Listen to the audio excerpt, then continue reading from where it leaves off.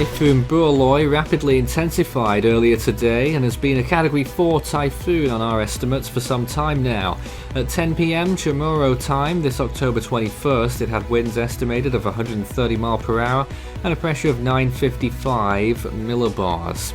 On the CDPS scale, we're looking towards the island of Anatahan on October 22nd in the next 12 to 24 hours. Stage 5 on the CDPS there. Saipan should avoid a direct hit from the storm, but tropical storm and maybe typhoon conditions could still occur on that island and on Tinian. These are the current wind fields. Obviously the strongest and the widest wind field in the northeastern quadrant there, extending 130 miles out. It's currently 75 miles from Saipan, 86 from Tinian, 103 from Anatahan, 135 from Rota, and 179 now from Guam. The latter two of those islands, no watches and warnings in effect there anymore, so it looks like the tropical storm conditions will not affect them. Typhoon warning, of course, for Tinian and Saipan, and tropical storm warning for pretty much all the other Northern Mariana Islands to its north there, as the storm barrels through pretty soon.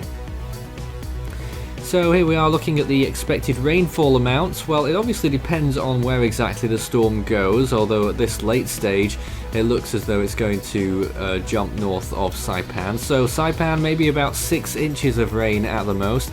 Near the center of the storm you're probably looking at about 8 to 10 inches, and those rainfall amounts could increase over the next few days as the storm moves on through some of the Japanese Ogasawara Islands and Iwo Jima. They could get more rainfall than that, and indeed stronger winds.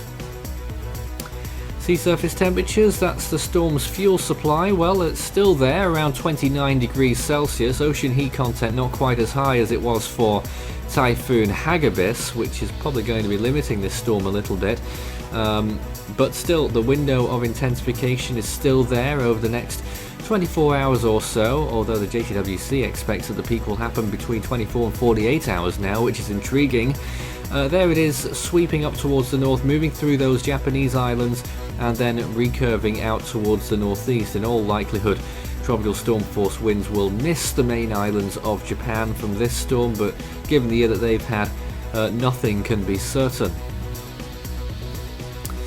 So the chances of tropical storm force winds as it stands right now then, 95% on that island of Anatahan, 93% at Guguan further north, 91% at Saipan, 90% at Iwo Jima already, and 65% on Tinian. So Tinian riding that fine line between whether they get tropical storm force winds or not. Pretty close to see whether that is a yes or a no. Well, these are what the models are saying. They're a little bit behind, as you can see, but generally they're calling for the storm to peak later on.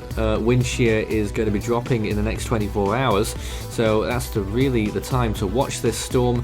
The next 24-hour period is when the conditions will be most favourable during the storm's whole life, so that is something to be concerned about.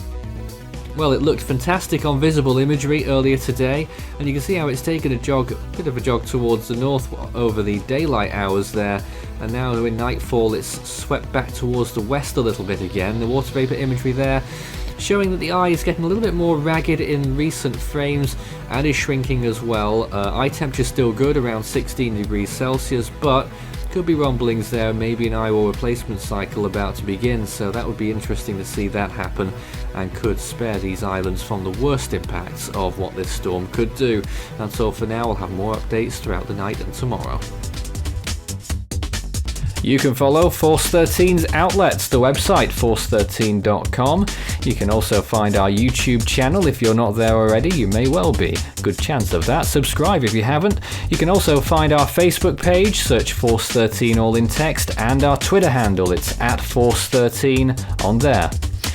You can also help the project become even better by becoming a patron. You can see more information about all the benefits involved by visiting patreon.com/Force13. With a special thanks to these people for being our most valued patrons this month. You can also check out our growing merch store so you can show Force 13's colours wherever you go. You can also find a link to our Discord server underneath this video in the description.